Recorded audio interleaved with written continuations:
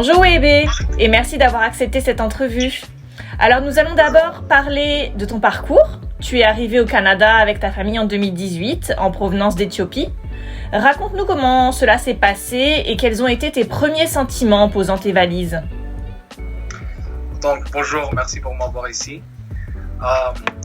Depuis que je suis venu en septembre 2019 en fait, en août 2019, c'était un pays que je n'ai jamais rencontré, c'était un pays que je n'ai jamais visité. Et comme tout le monde, j'étais un peu timide, je ne savais pas comment le pays fonctionnait, je ne connais pas comment utiliser le bus, le transport. Tout ce que je devais faire, je ne savais pas, donc c'était un moment qui était un peu dur. Je sors d'un pays où j'ai vécu toute ma vie et je m'installe dans un nouveau pays.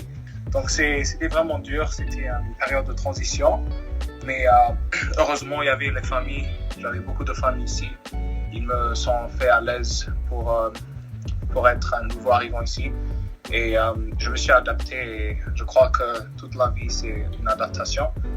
Le corps et l'être humain est en constant adaptement. Donc, c'est juste de s'adapter jour par jour. Tu es maintenant élève en 12e année à l'école secondaire Jeunes sans frontières du conseil scolaire Viamonde. Comment s'est déroulée ton intégration à l'école et quels ont été tes défis majeurs?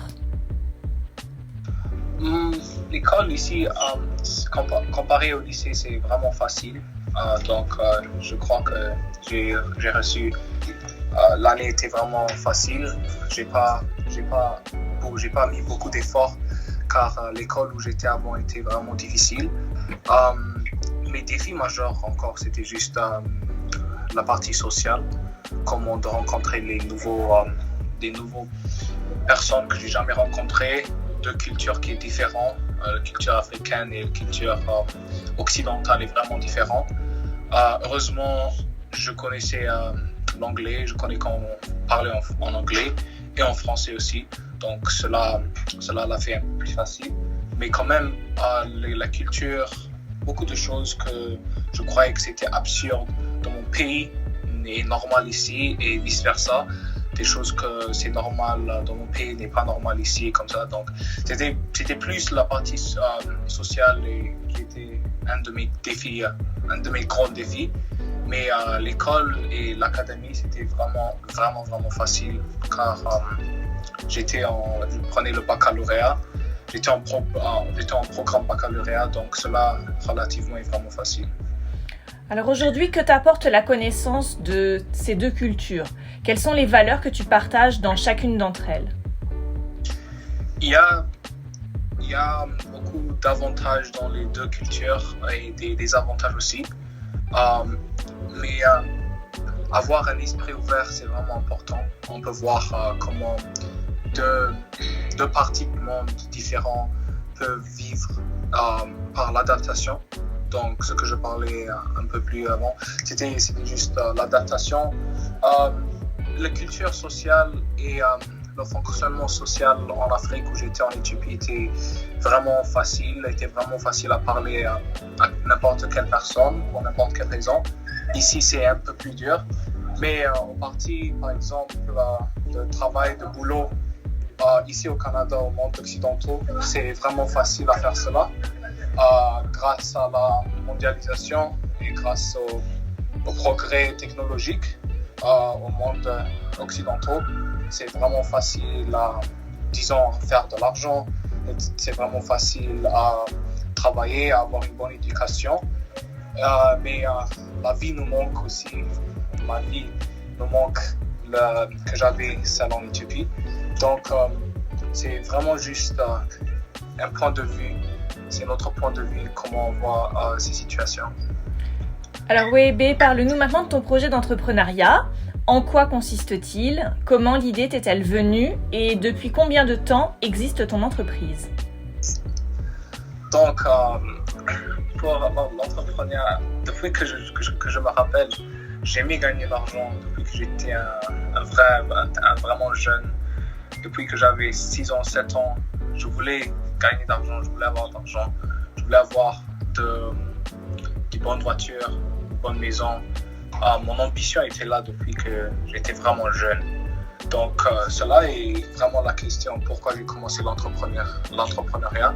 J'ai réalisé qu'avec les boulots, avec les salaires, c'est vraiment dur à accomplir ce que je veux. Donc, j'ai vu beaucoup de problèmes dans la vie sociale des humains et j'ai cherché à des solutions. Donc, je ne fais pas seulement une chose, mais je fais beaucoup de choses. Parmi deux, la première, c'est laver les voitures mobilement. Donc, je traverse tout le GTA, donc à Toronto, Mississauga, Brampton, North York, Richmond Hill, Vaughan. Je pars dans ces endroits et je donne un service de laver la voiture internement, externement. Et c'est un des choses que je fais. Donc pour cette business, j'ai besoin de ma présence physique. Ça demande beaucoup d'énergie, ça demande beaucoup de force, ça demande le courage de prendre le bus, aller 2 heures avec le bus et revenir avec le bus, avec le climat qui est extrême. C'est vraiment chaud l'été, c'est vraiment froid l'hiver. Donc, ça demande beaucoup de travail.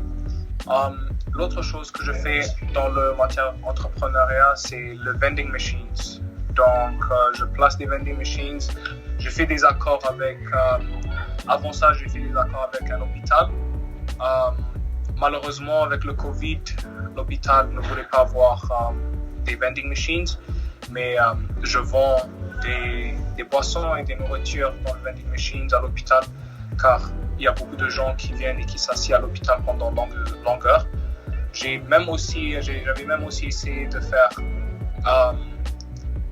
d'amener des vending machines aux écoles de Viamont. J'avais fait une demande. La demande, elle est encore attente. Je suis en train d'attendre la demande. J'espère qu'on va me dire oui, car j'ai des vending machines qui ne sont pas en train de vendre maintenant à cause de Covid. Mais avec des précautions sanitaires, s'il y a le conseil scolaire Viamont qui dit oui, j'aimerais bien amener des vending machines, car il n'y a pas de cafétéria dans l'école et beaucoup d'élèves sortent dehors de l'école pour acheter leur nourriture, leur lunch, acheter des boissons, et cela peut amener un danger pour l'école et pour l'individu aussi de sortir tout le temps. Il y a beaucoup d'accidents de voitures. Les élèves reviennent vraiment tard, donc c'est un problème social que je cherche à une solution. Donc, j'espère vraiment que le conseil scolaire va me laisser faire cela. Et j'espère que vous allez m'aider à accomplir ceci aussi. Alors Webe, comment ta famille a-t-elle réagi quand tu leur as parlé de tes multiples projets d'entrepreneuriat? L'encouragement, c'est l'encouragement, vraiment. Je l'ai fait depuis que j'étais vraiment petit, à l'âge de 5 ans, à l'âge de 6 ans. Je donnais des massages à ma mère, à mon père pour faire un peu d'argent.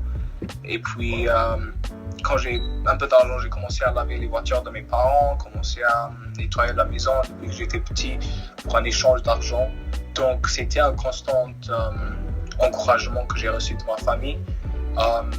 Lorsque j'ai besoin des taxis, lorsque j'ai besoin de Uber, lorsque j'ai besoin, par exemple, ma mère pour qu'elle me conduise, mon père qui me conduit, ils sont vraiment contents à le faire.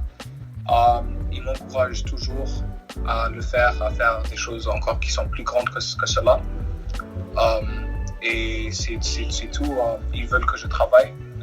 Ils ont vu que le monde occidental, spécialement avec mon âge, à l'âge de 17 ans, à l'âge de 16 ans, à l'âge de 15 ans, ils ont vu que quelque chose était vraiment spécial. Donc, ils m'encouragent tous les jours à travailler plus et plus. Et ils m'achètent des vacuums, ils me prêtent de l'argent pour acheter des vending machines et tout. Donc, c'est vraiment bon que j'ai le courage, que j'ai le support de toute ma famille derrière moi. Alors pour terminer, quel conseil pourrais-tu donner à des jeunes qui souhaiteraient se lancer à leur tour dans l'entrepreneuriat? C'est que on va tomber beaucoup de fois, il y aura beaucoup de réjection, mais je veux dire que le succès vient une fois, mais les défis et les problèmes viennent 1000 fois. Donc, c'est la persistance. Je me rappelle quand j'ai commencé spécialement à laver les voitures, je le faisais gratuitement pour beaucoup de gens. Même avec cela, personne ne me croyait. Je marchais 8 à 9 heures par jour dans un climat qui n'était pas idéal pour avoir des clients, pour laver leur voiture. Donc c'est la persistance. Il y a beaucoup de choses qu'on me dit non, il y a beaucoup de rejet et beaucoup de réjection, mais on doit être persistant.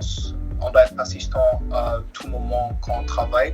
Et même si ce qu'on fait n'est pas une grande chose pour le monde, on doit le faire par une grandeur. Merci Webe. Merci madame. Merci pour m'avoir ici.